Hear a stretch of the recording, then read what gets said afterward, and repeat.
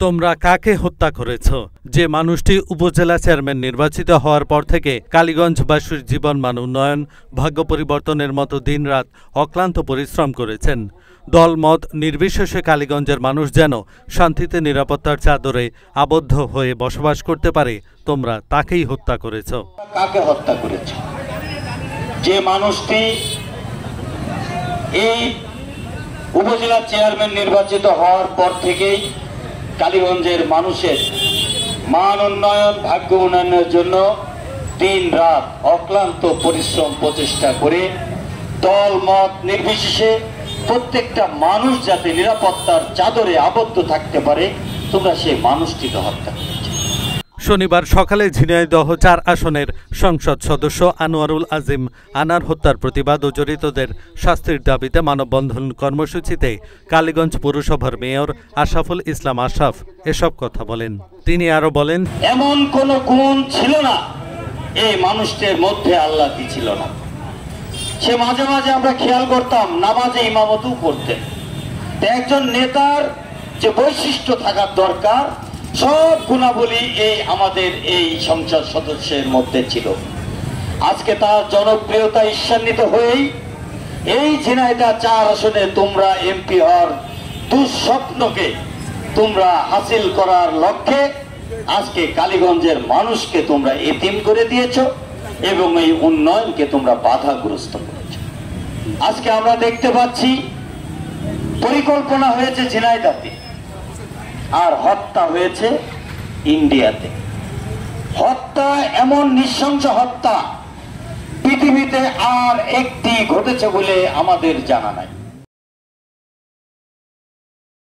তোমাদের যে উদ্দেশ্য ছিল যে আনার সাহেবের লাশ কেউ কখনো খুঁজে পাবে না, আনার সাহেব যে হত্যা হয়েছে এটা কেউ বুঝতেও পারবে না, এবং খুব দ্রুত সময়ের মধ্যে তোমাদের দীর্ঘদিনের যে স্বপ্ন এই ঝিনাইদহ ৪ আসনের জনপদে তোমরা সংসদ সদস্য নির্বাচিত হবে।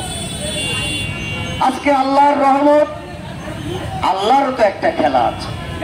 10 দিন যেতে না যেতেই কারা কারা এর সাথে যুক্ত গোয়েন্দা সংস্থা সকলেরই গ্রেপ্তারের মধ্য দিয়ে তাদের মুখোশ উন্মোচন করেছে, এবং আরো যে আসামিরা আছে তাদেরকেও খোঁজা অব্যাহত আছে।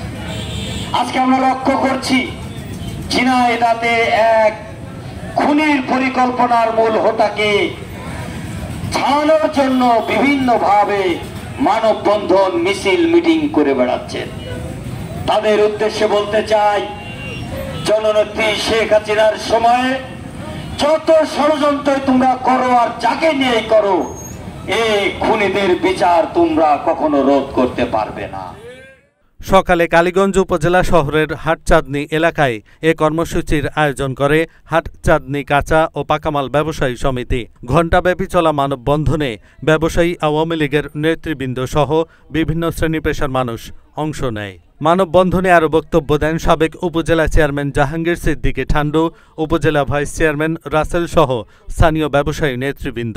বক্তারা অভিযোগ করে বলেন, এমপি আনার হত্যার তদন্তে ধীরগতি লক্ষ্য করা যাচ্ছে।